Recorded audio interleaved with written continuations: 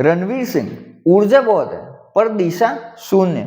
उसने देव की नकल उतारी। मूर्खता देखो, तुम भिखारी की नकल उतार सकते हो, राजा की कर सकते हो, पर तुम उस कंपन की नकल कैसे करोगे जो दिखाई ही नहीं देती। उसने कहा पश्चिम की बुद्धि देखो, जो समझ ना आए वो भूत, और पूरब की प्रज्ञा कहती है कि जो समझ ना आए वही भगवान। रणवीर, भूत वो है जो मर चुका है, और दैव दैव वो शाश्वत आग है जो अभी धधक रही। तुमने समाधि को सर्कस समझ लिया। यही तो सोए हुए आदमी की निशानी है। शास्त्र चाहे देवी भागवत हो या तंत्र एक ही बात कहते हैं, जब देवता उतरता है तो व्यक्ति विलीन हो जाता है। मैं नहीं बचता, उसे कहते हैं आवेश।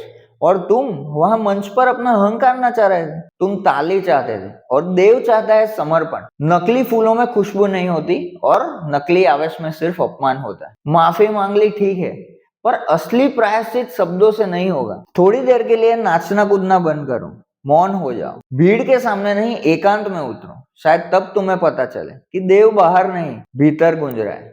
जागो।